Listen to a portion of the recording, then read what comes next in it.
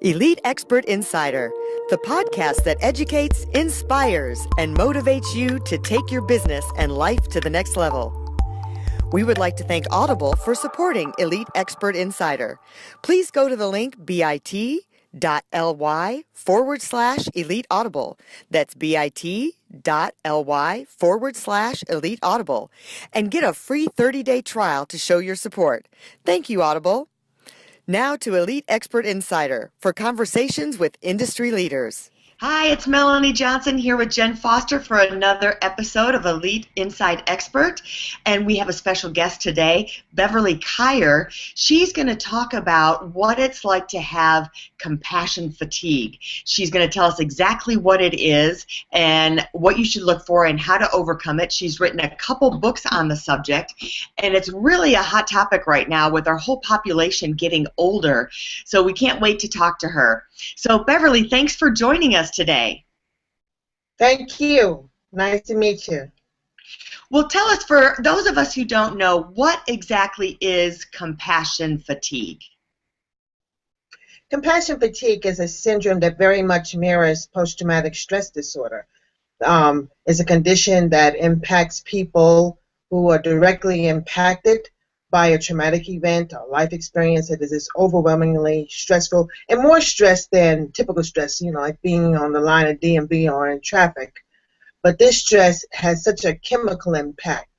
The people who have compassion fatigue are the ones who are providing service directly as human service providers, rescue workers, emergency workers, health workers, and family caregivers who are working intensely with people who are struggling, people who are suffering, people who have a lot of demands to take care of their physical, mental, and emotional needs. So the impact on the caregiver and the service provider is a secondary or vicarious impact. And the stress of the work, no matter how much you love and care for people, it is very, very taxing emotionally, and it is very, very taxing on the human body. So that's essentially what it is. Some say, some of the original authors of this subject said it is the cost of caring.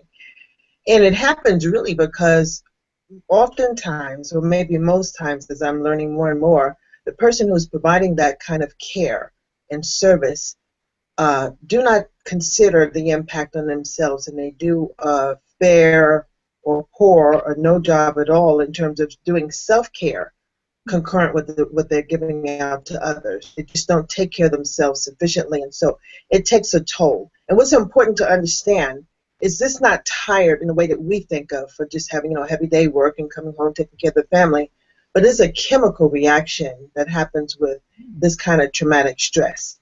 Why I say it's traumatic because it is more extreme than everyday stresses that the normal general population faces. So that's essentially what it is. But it gets to interfere in every domain of a person's life, that stress. They just push and push and push, drain. You don't think to recharge, to replenish, to restore, to get adequate rest, to recover from the things they have seen and heard.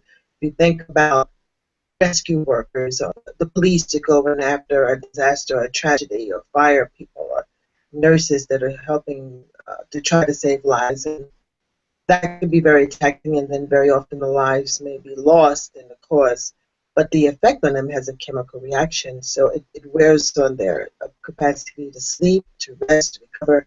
It can rob joy. It interferes with family life. As I'm talking to people, sometimes I'm asking, how many times do you get sort of a flashback or traumatic imagery, remembrance of a very unfortunate or a distressful situation when you're at a birthday party or a cookout or a wedding? It just kind of, those kinds of things invade because we feel so deeply about struggling people, suffering people, victimized people. Mm-hmm. Mm-hmm. So that's kind of what it is in a nutshell. There's so much more to say about it because it has major symptoms that impact people cognitively, emotionally, behaviorally, interpersonally, spiritually, and physically. It really has major physical impacts that could be highly detrimental. It could be near fatal, and it could be fatal. If people persist in not doing intentional and consistent self-care. Well, I think a lot of those people have such big hearts, and they're just giving, giving, giving, and they forget to give to themselves. And so it's great that you've written the book. What was the title of your book again? So the title of my book is Surviving Compassion Fatigue. It's help for those who help others. And I also subtitled it The Story, the Mission, and the Gift. Yeah, that's wonderful. Because I think a lot of the stuff you have in there just really will help those people that already have such big hearts to look and turn to themselves and give themselves that time and help themselves to, you know, to give themselves the self-care, right? The care that you're giving others. They say that, I like to call it give yourself self-compassion, you know, practice some of that. Yeah. And the population is getting so much older. I've heard figures on people who take care of Alzheimer's patients or dementia patients, especially if they're trying to do it at home, that a lot of times the caregivers are dying before the patient is dying. That is exactly what the statistics are. If you think of the average man or woman, they have work, they have a home, and they're taking care of their elderly parents, or even a sibling, other relative that's sick. They're taking care of two households. They're managing the medical care, the appointments, the physical hygiene, the feeding of another person, and trying to juggle their lives. And this is extremely, if you just think, when you come home, those of us who work a normal 8-hour job and you come home, well, you do some family stuff, and you're tired and you're fatigued and you're looking forward to rest. But to come away from your work and start all over again to manage someone else's life, you can just imagine. And the loss of sleep, the physical distress. I was just recently, there's somebody very near and dear to me who had to leave her home and husband, not permanently, in California and move all the way to the East Coast to take care of her. Both of her parents have fallen on really, really significant illnesses, and one of her parents at this point cannot move, needs to be turned over in bed, and he's very, very weighty. And he was a young mother trying to manage all of that, and he'll still stay connected to her home here.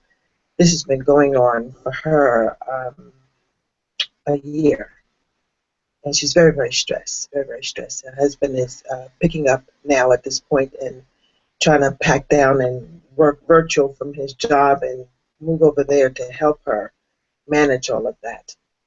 And so it's so prevalent, like you said, Melanie. The numbers are absolutely phenomenal. People live longer, and it's growing. And if I go into an audience to speak of, let's just say, 30 people, there's probably 20 of them taking care of family members.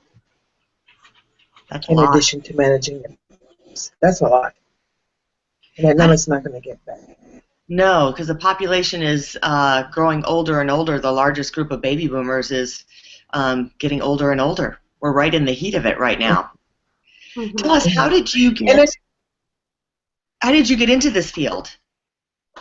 I got into this field because I was a social worker. I still am a social worker. And I came out of social work and went to work with children with cancer, leukemia, and helped those parents through that ordeal. And from date of recovery, date of diagnosis, through a horrific treatment protocol, and then many of them did not make it, so I was helping the parents through that awful loss.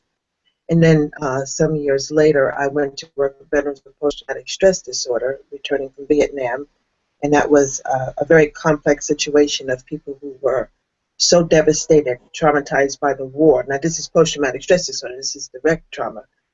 They were struggling with the difficulty of trying to reintegrate, and that wasn't working, to their homes, to their families, to the communities, to something that looks like a normal life. Depression, suicides galore, alcoholism, to try to cope, domestic violence. And I wound up working also, because the organization was Operation Outreach. We needed to also incorporate intense work with the families, marriages, partners, and the children of the veterans to help them cope. It was a new learning for us, but I was so invested in both of those populations, and I really just dug deep. I saw the need, and I think we could get so consumed. I knew I did with caring, and I felt strong. I felt so strongly purposed and so strongly mission to help, which was such a clear um, need, and didn't even realize it was overwhelming to me. I just exerted energy, and at some points there were some changes in me that I didn't necessarily notice in terms of my mood and my emotions and my behavior, and I could cry over spilled milk and was clumsy and having accidents and nervous kinds of reactions, hyper vigilant and hyper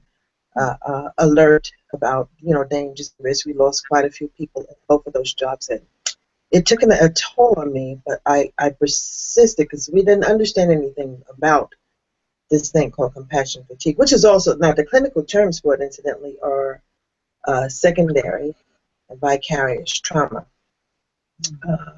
That's secondaries, obviously, when we feel very, very deeply touched when we hear a tragedy or disaster, and it really stays with us. And we want to know more and more about it. We can't get away from those thoughts and those images. And the vicarious term for it really talks to how when we work in it, the whole atmosphere is ripe with stress and distress, and you absorb that. That constant exposure to the concern, the fear, the worry, to try to rescue, to try to prevent things from happening, trying to help people heal from what's happening. And that's a very slow and painful process. So the exposure and the absorption, it just alters your life, the way you see life, the way you operate life. And so that's the vicarious part. But anyway, I did that work, and then and some years later, I moved into child welfare, and I think that's when it really capped for me. As much as I feel terrible grief, terrible distress about any adult that's victimized, traumatized, loses their life in any way, when it came to the children, that took me to a different place, a different level of feeling responsible for our children. If you compare the way you felt when you saw a shooting in the theater, it was horrifying. When you saw the shooting in Sandy Hook, it just, because these are our children, the innocence, the vulnerability. So working in that capacity, trying to help children who had been the range from neglect to physical and sexual abuse, and emotional abuse, to abandonment, to homelessness. The passion that I feel every worker feels is the top level. It's just absolutely top shelf. The intentionality to do something to help, to rescue, to make a difference is way at top shelf. It's just an overdrive. It's so easy to get consumed and overwhelmed. We do things and try to keep some balance, keep some perspective, to be objective. And that's true. We do that. We do that to the extent that we remain professional in how we handle things. Nevertheless, that looking at that, an injured, a damaged, a murdered child, it's in your heart. It's in your mind. It goes everywhere with you. And so, back that up, I did that for 9 years. And because I never counted the cost, I never really looked and understood the impact on me. As a matter of fact, when there were some impacts, as we talk about now in retrospect a lot, I could always minimize it or rationalize it or blow it off just to keep there. I even thought if I got the cold, I felt like that's a luxury. I got to get back to these kids, Mm-hmm. My body gave out. It gave out. I suffered one, and then the second episode of heart failure. The second one happened because I did not learn from the first one. I was anxious to recover and get back to helping with those children, particularly ones who were still on my caseload. And I went down the second time, and that one was a near bottom out. I went into intensive rehab for 3 months, so I couldn't get back and get to the children. I didn't even get to say goodbye to the children because I had that second episode on the highway on the way to work one morning. So the good news about that, Melanie and Jenn, is that when it knocked me completely into a state of helplessness, I could barely walk. I slept in a recliner day and night. when I wasn't in rehab. I could barely walk to the restroom which is in the suite of my bedroom. Mm-hmm. In that state of helplessness, all I could do was get on a computer, not to check with work, but to try to explore and research what in the world happened to me. How did this happen? Because to me, first of all, I felt that I have a strong belief system that the work given to me, that mission, that's God's work, so I was supposed to be okay. The thing I missed out in that belief system, that I was supposed to rest. That's where I failed. I was supposed to stop. I was supposed to take breaks. I was supposed to give myself time to recover between the struggles and between the tragedies. And I didn't know to do that. So when I researched it, I learned an enormous amount of significant, serious, near-fatal and fatal illnesses that are directly related to unmanaged stress. And there was my learning. And then the fact that I lived through 2 episodes, and I was by myself both times. I said, well, I got a purpose for being here. Didn't know what it was going to be, but it wasn't going to be direct care. So I took a lot of stock of a lot of things, and I thought about also my colleagues over the years. I had seen changes in them. We came out of school with energy and desire and passion to do good, to help, to save, to really serve in a powerful way. And I watched some of that energy get drained and zapped. I watched some of the enthusiasm, the motivation, the inspiration get somewhat compromised. And yet people still push and try. They don't just give up. But in retrospect, I could see where I saw shifts. I saw the people who were close to me. I realized it had challenged their family life. Like there was very little energy left when you leave a situation like that and you get home. The people who you love are waiting for you to get there to be available for them. And I realized for my friends as well as myself, that was a struggle because it was not much left there. Nevertheless, we persisted, but it all paid a cost. So it came to me that my mission would be to help the helper. I could help the children. I could help the adults who are struggling and in pain and suffering. Not only physical caregiving, Melanie, we have so much mental illness in this country. Mm-hmm. Caring for people like that is overwhelming. It is so extremely taxing and demanding on a person.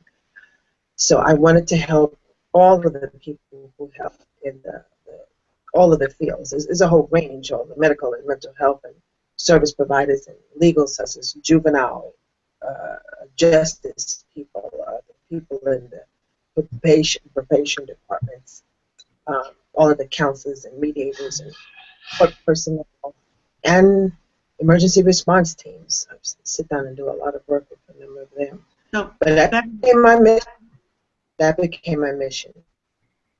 So tell us, what are some of the things that someone should look for that is a caregiver to know that they are starting to have these signs, and what should they do, even for someone who's going to start to take care of someone, what should they do to make sure they don't get this? Well, let me start with your last question. If you're going to start to take care of someone, is to understand the risks right up front. And people often feel because you love people and you have a responsibility to people, like the elderly people who are taking care of their grandchildren because the parents may have lost their lives or they're gone for one reason or another, is to come up with a plan and incorporate as much help as you can from the start. When I say a plan, is what are you going to realistically be able to do? What are the needs in the other household? Are they coming home to you? They're going to be in your house, and how is that going to work out? Where they're going to be? Who's going to share responsibility? If you're going to go to their house, that's another level of care, and that definitely means try as best you can to include many other family members, dear friends, members from the church, members from the community, to kind of rotate some of the responsibilities as opposed to people mistakenly taking it all. Somebody else should be doing the shopping. Some people should alternate getting into their appointments. Some people should alternate going to the pharmacy to get medications or doing the bathing and personal care and the feedings. But to make a plan and to share the responsibility. I think that's probably the hardest thing. Don't you think that that's kind of the hardest thing for people to do, is to share the responsibility? Because I think a lot of times people feel like, oh, well, I can do it all, I can do it all. Or they think, well, I want to give, I don't need to involve other people. But the truth is they need to have that compassion for themselves, like you said, and involve other people and share that responsibility. Mm-hmm. Love in that vein could be pretty deceptive. Most all of us feel that we could do it. Mm-hmm. We should do it. And that's where we run. If you don't have the expectancy. If you understand that compassion fatigue is a predictable outcome of caregiving and service provision, then you're on a different plane. But most people don't see that until they're already in it and they're really, really struggling. Mm-hmm. The other piece to that, too, is that, as you said, Jen, that's really, really difficult. That in many families, and this goes across all cultures, usually one person is identified as the one who should be doing it all. And I notice that there's a resistance on other family members who really, really share that thing. But I think also that the caregiver, the identified caregiver, bears some responsibility, such as myself, for setting a precedent that we can do it by ourselves, and then people don't engage later. What I'm asking people to do is to make a plan and to try to garner a group of supporters to share from the very, very, very beginning before you get into it. Mm-hmm. That's great. Well, So, you have another book called A Blueprint for Self-Care, and I think that little guide really does help the caregiver in taking that compassion for themselves. So people should read that. I was very, very deliberate. I was very deliberate in that book to be very, very, very basic, very, very simplistic things that just people forget about, and people think about cost when they look about getting help. But these were just some basic things that had nothing to do with cost. To take time, strategies, little methods to create some inner peace, some inner regulation to your physicality while you're doing the work. Yeah. Beverly, do you think people get desensitized after a while for their compassion? Yeah, they do. They get numb to it. They ignore it, dismiss it, and they don't realize it. I can honestly say, with my background, it's surprising to me. And I think all healthcare providers in our training, we're very sensitized to other people's struggle. And it is something in us that makes many of us, if not most of us, not recognize, be sensitive to our own. Dr. Anna Baranowski, she was my trainer. I went to Canada to study. She's a traumatology institute to be certified in compassion fatigue. And she said that we in the helping fields primarily have something that's called a disease of adaptation. In other words, when it comes to us, what little distresses, signals, or tides, or little irritations in our bodies, we could, make excuses for, ignore, rationalize, minimize, and just keep on moving, keep client focused, keep suffering our primary focus, but not ourselves. Awesome. Mm-hmm. Do you have your books there with you?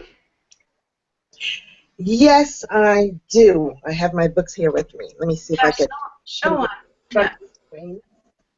So this is believe it or not, this wound up being the first book, the little blueprint that you were talking about. And let me know if I'm holding it right.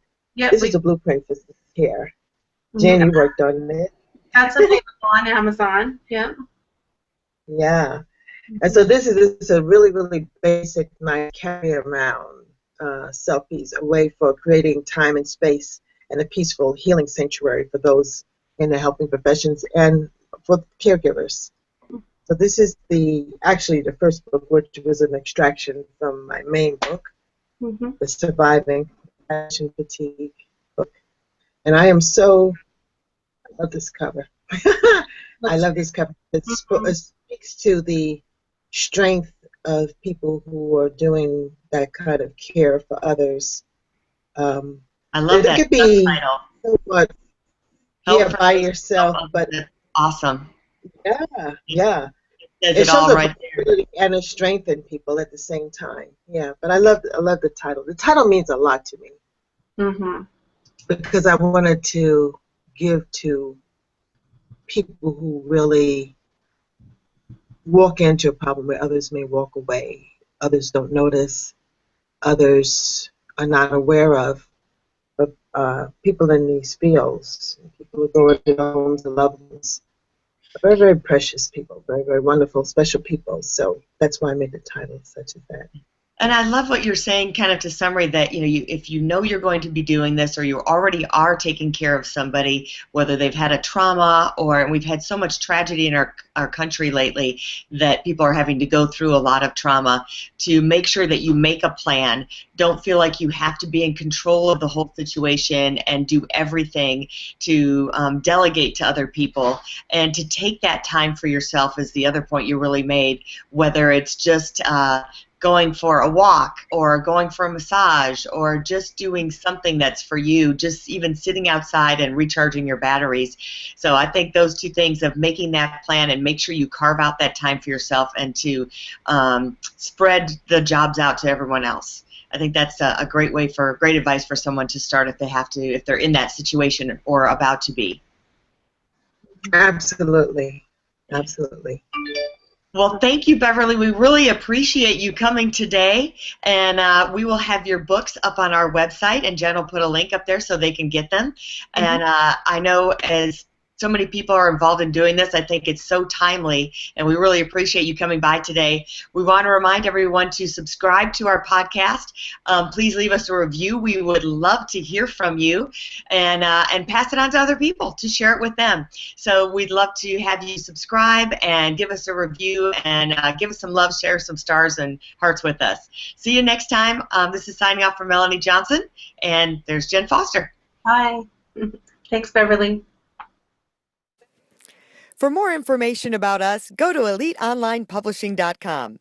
To get your free book, The Accomplishment and Success Story Starter, simply text your name and email to 832-572-5285. That's 832-572-5285. We'd also like to thank Audible for supporting Elite Expert Insider. To get your free 30-day trial, please go to bit.ly/Elite